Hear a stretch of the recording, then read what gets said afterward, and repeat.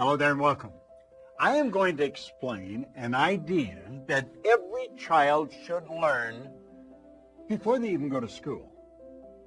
And yet, most people go right through their life and never really understand it. Dr. Maxwell Maltz, around 1960, said it was the greatest psychological discovery of his generation. It's on self-image.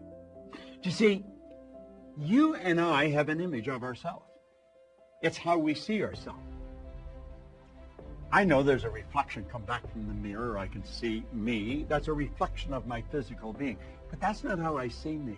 I see me in my mind. And it's based on information that I have on me. Now, some people have a lot of false information, so they've got a very false self-image. Around 1960, Dr. Maxwell Maltz wrote a book called Psycho-Cybernetics. Cybernetics was a new idea. Cybernetics was something that was discovered around the Second World War by a physicist and a mathematician, Weiner and Rosenbluth. They didn't even have a name for it.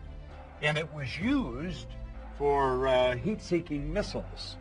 And they pointed out that cybernetics is the science of control and communication in the animal and in some machines.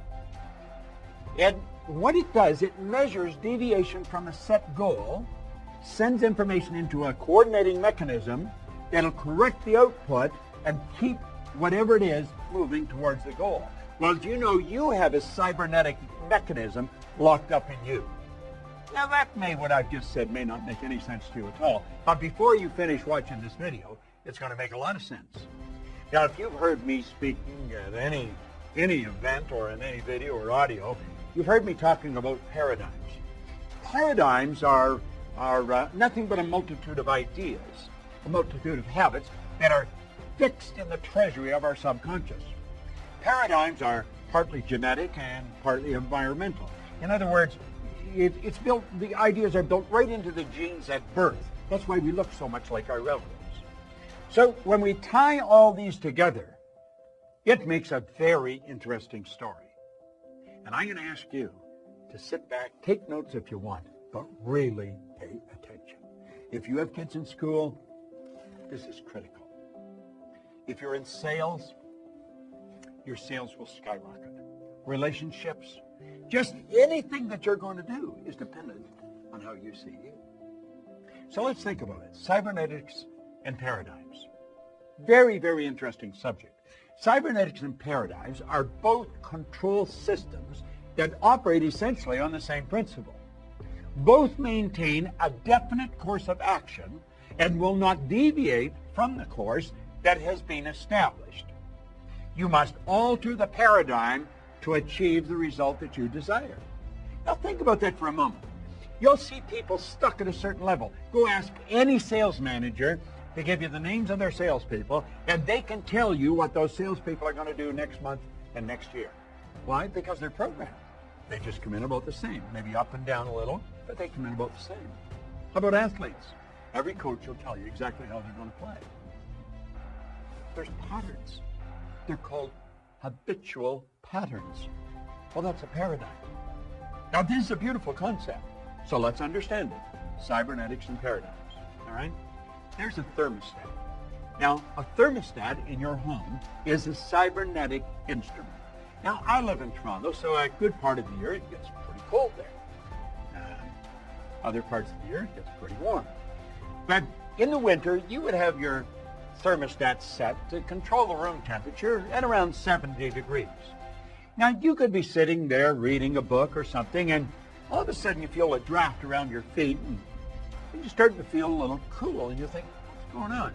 So you go and look at the thermometer, and you notice that the temperature is not 70, it's dropped to 65 degrees. You start to investigate, you think, what's wrong? And you'll notice the front door's open. Now, it used to be, when I was a little boy, you'd go and check on the furnace, because maybe the furnace had gone out. And you'd have to shake all the ashes down and build another fire and get it going again. Not today. Today we've got cybernetic mechanisms hooked up to our heating system. You see, the thermostat measures the deviation from the set goal. What was the set goal? The set goal is 70. But the temperature is at 65. Things have changed. The thermostat sends a message to the furnace, and automatically the fire is turned on. The fan's turned on, and the temperature starts to rise. And it gets up to 66, 67, 68, 69, and it'll take it right back until it's back on course at 70 degrees. And then the fire and the fan are turned on. Now think of that. And it all happens automatically. That's a cybernetic mechanism. Interesting, isn't it? You know you've got a cybernetic mechanism in you? Let's look at it another way. Let's look at the sky. There's a big plane. Now, the automatic pilot on a commercial plane is a cybernetic instrument. That's exactly what it is. And you see, a flight pattern is programmed into the plane's computer system. When the plane goes off course, the cybernetic system measures the deviation from the set goal, and it corrects the flight pattern. The plane is brought back on course. It's correct. You know, a rocket going to the moon is off course 97% of the time. Let's take a look at it from a different perspective. There's a plane leaving Chicago, and it's flying to Paris. Now, when the plane leaves the vicinity, it's just getting off the ground, you see the wheels are still down, it's just getting up there, the automatic pilot is flipped on. The pilot will come back and have dinner with you. Don't leave the cockpit, but they're not necessarily doing it. It's all done automatically. And you see, when that plane's flying along, you get hit by some turbulence, gets knocked off course. You know what happens? The cybernetic mechanism cuts in. It's activated, and it puts the plane back on course again. It all happens automatically. The pilot doesn't even have to do anything. But ultimately, although it goes off course and gets knocked back on course, it ends up in Paris. Now think about that for a moment. Here's you, and you have locked into your subconscious mind a self-image. And that self-image operates like a cybernetic mechanism. Okay? Your self-image is a cybernetic instrument. Now, let's suppose your self-image is that you are overweight. Well, you don't talk about it. You don't want anybody else to talk about it. But inside you feel you're overweight. And you just get to a point where you can't handle it anymore, so you make a decision, I'm going to go on a diet, and you instantly move into action. Now what happens? Well, you start to lose weight. Why? You're starving yourself. You don't eat anything white, and on we go. No more chocolate. Why? Because they make you fat. That's not what makes you fat. It's the image that makes you fat. If you had a skinny image, you could eat all the chocolate in the world. You just pass off what's not needed for the manifestation of the image through your eliminative system. Eliminative system is one of the systems in your body. Now here's the point.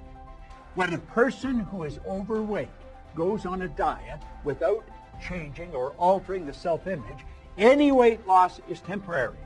That's why people gain and lose tons in a lifetime. See, they lose it, you're automatically programmed to fight whatever you lose. The self-image, being a cybernetic instrument, measures the deviation from the set goal and immediately corrects the course.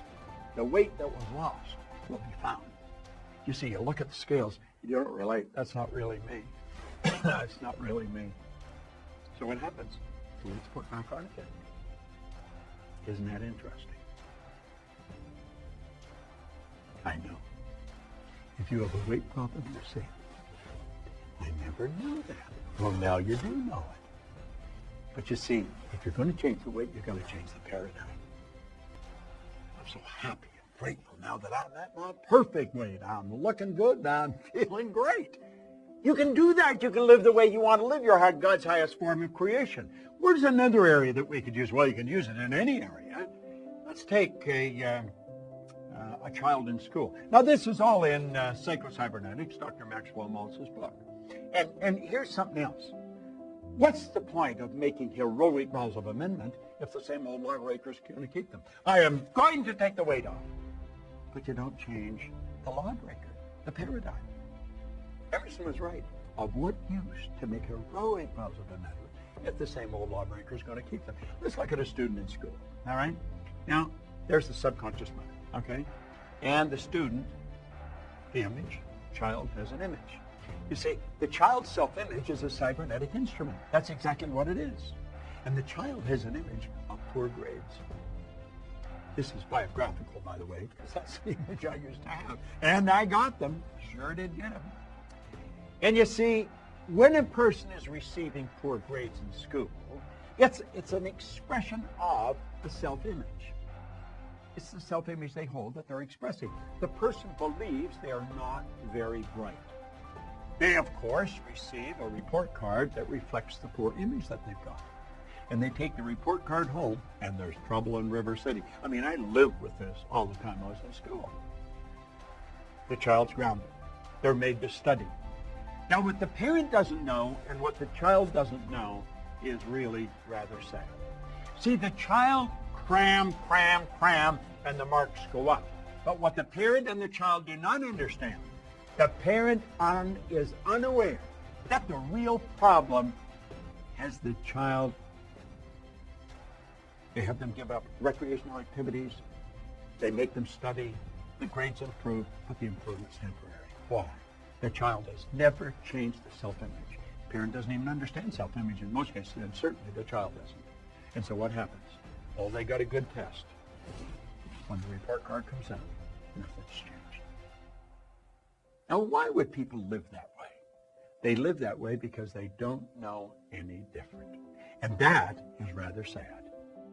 See, we should learn to live the way we really want to live. We've got to understand this concept of self-image, of cybernetics of paradigms. You know, Oscar Wilde said something really beautiful one time. He said, selfishness is not living as one wishes to live. Selfishness is asking others to live as one wishes to live. You've got to develop the courage. You've got to develop the awareness, the wisdom to live the way you really want to live. Life is very short, and it's over very fast. And you can have, do, or be anything you want. You're God's highest form of creation.